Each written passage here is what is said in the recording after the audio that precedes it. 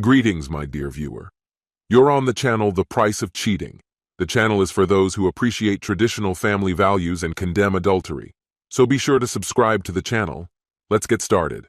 For 24 years, I closely observed her, knowing exactly how she would react in such situations. I was used to the way her mind worked. She couldn't stand losing control, and her desire to restore order would inevitably bring her back home. I wondered what explanation she would offer this time. She took pride in her calculated approach to everything, so being caught off guard must have shaken her deeply. She always strategized ahead, leaving nothing to chance. Unlike her, my style was more straightforward.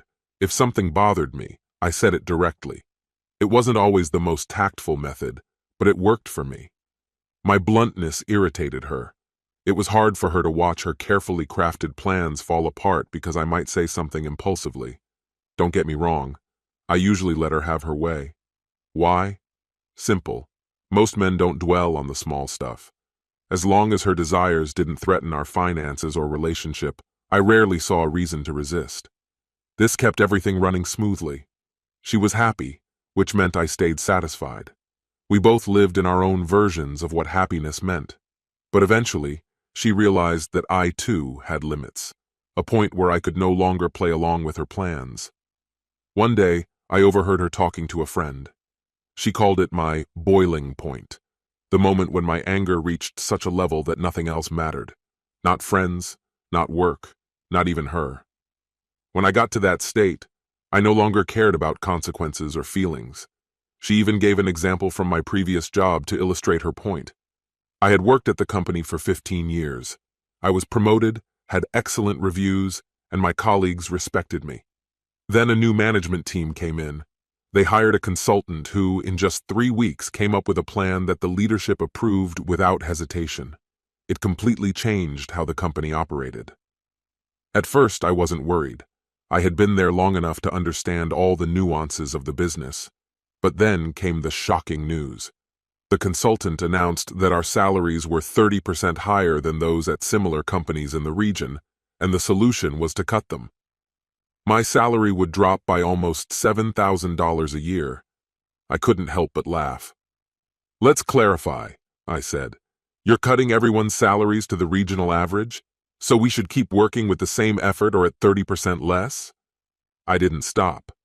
This company thrives because it fairly compensates its employees.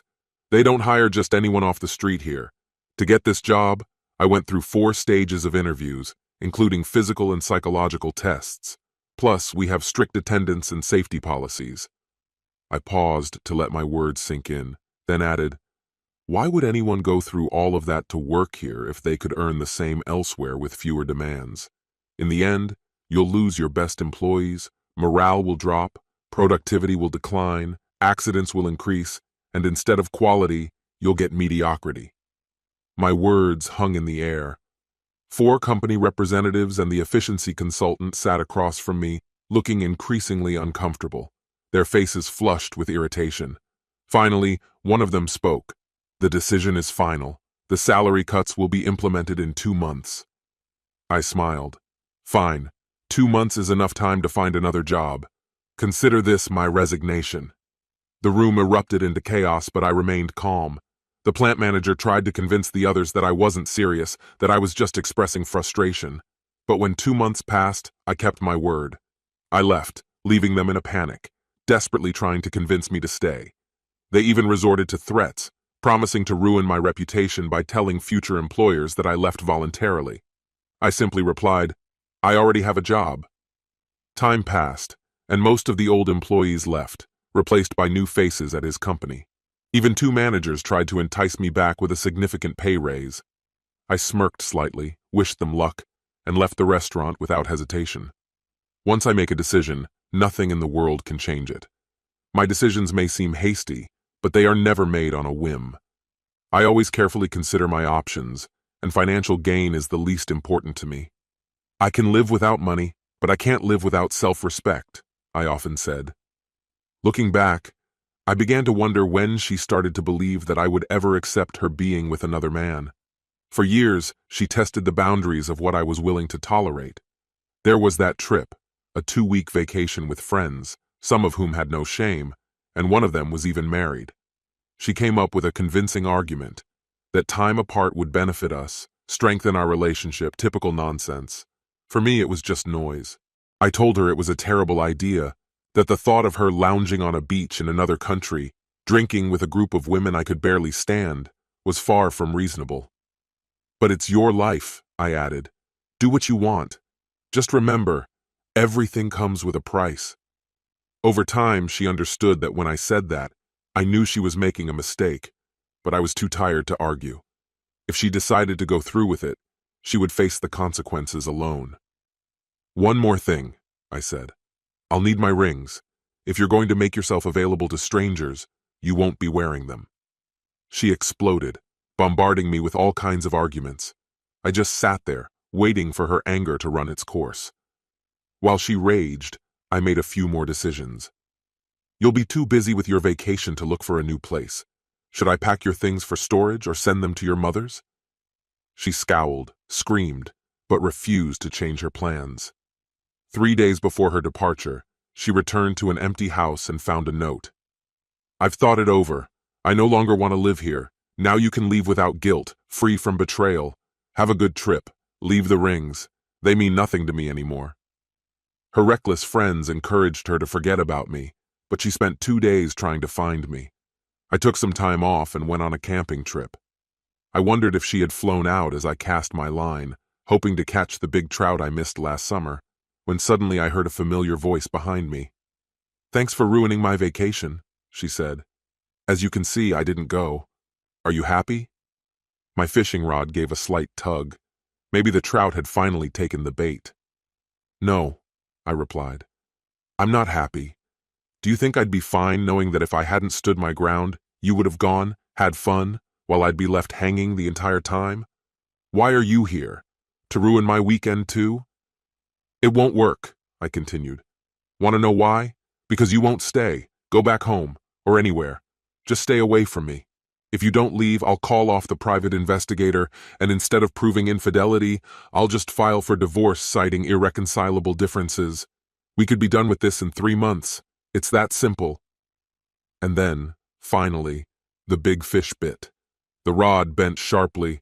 The reel screeched as the fish shot through the water, jumping and twisting.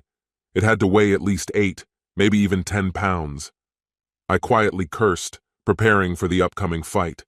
As soon as I plunged into the icy water, the fish thrashed wildly, tearing itself free from the hook, and with a powerful flick of its tail, it vanished into the murky depths. Her reaction was a mix of a startled cry and bubbling laughter, echoing across the lake. Although the water only reached my waist, its icy grip was relentless, especially in early April. I didn't rush as I made my way back to the shore. Maybe now you'll finally talk to me, I muttered, trying to keep my voice steady. I don't want a divorce.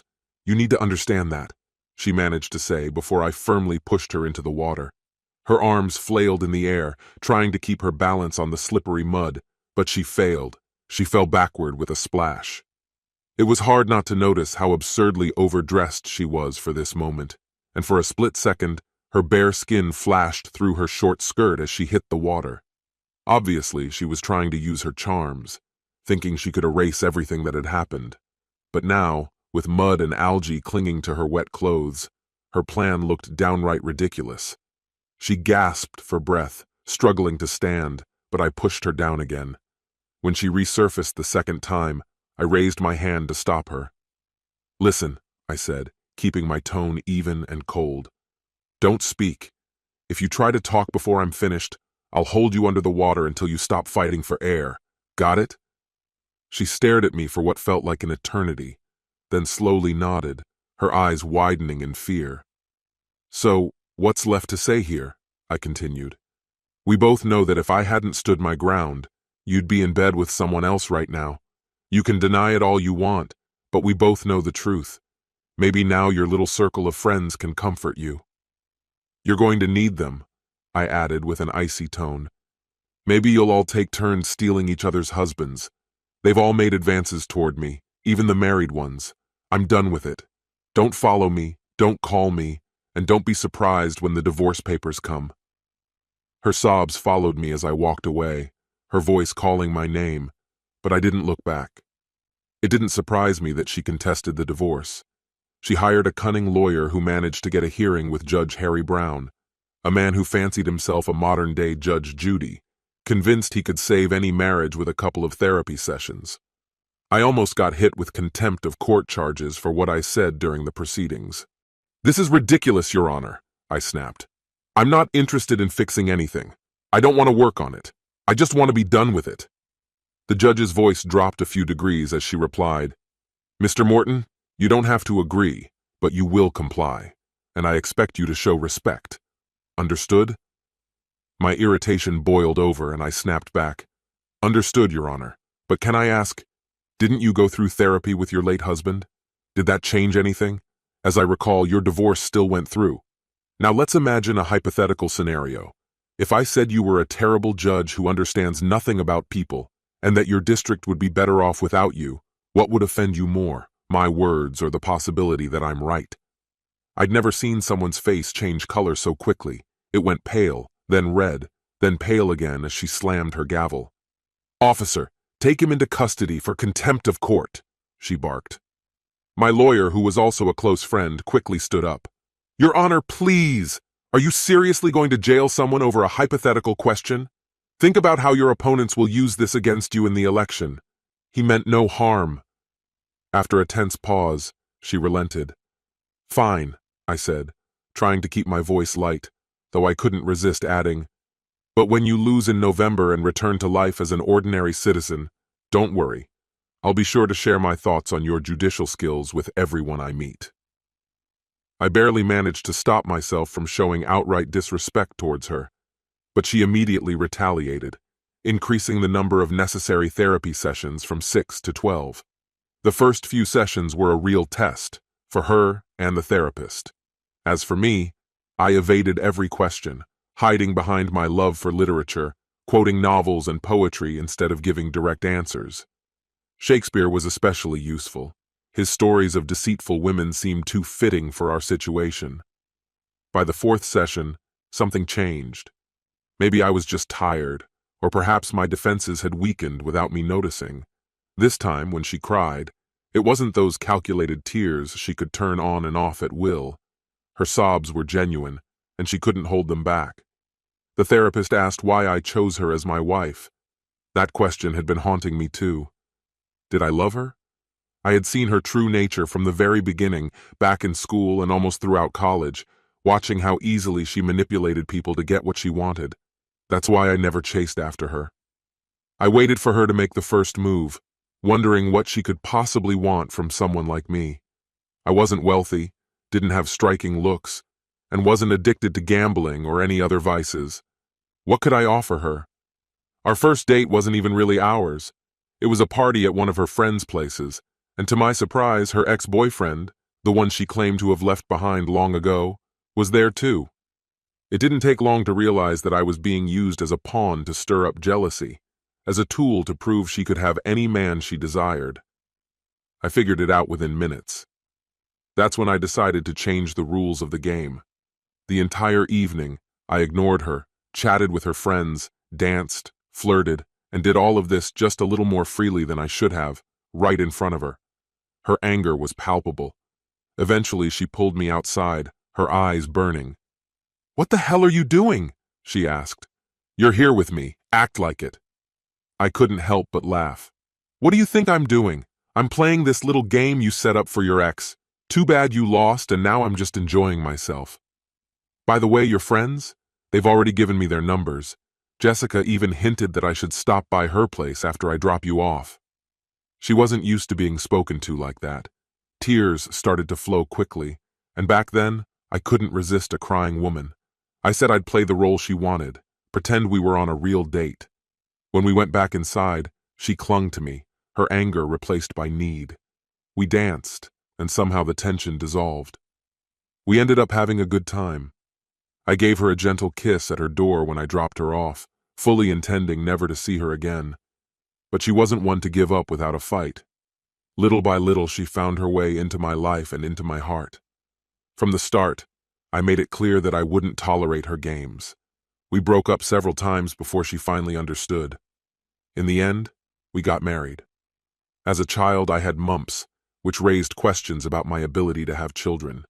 When she became pregnant, I suggested we part ways, but she sharply scolded me for even thinking such things. I suggested we adopt, but she always had some excuse. Soon enough, I realized it was too late to change anything. Perhaps it was for the better. But gradually, counselor, she returned to her old habits, smugness, small manipulations. At first, they were barely noticeable, but over time, they grew. She could never understand that things like cars or furniture didn't matter to me. None of that had any significance for me. She looked content, or at least that's how it seemed to me, and I wasn't particularly bothered by it.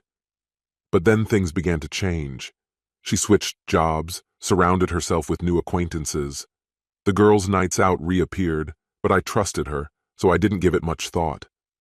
Gradually, her evenings grew longer and she started coming home later and later. One night, she came back at 3 a.m., her hair disheveled, clothes wrinkled, lipstick smeared across her face. That moment drew a clear line. She knew she had crossed it. Her apologies were immediate, dripping with regret. She explained she had been drunk and swore it was just a kiss. I left, disappearing from her life for 3 weeks.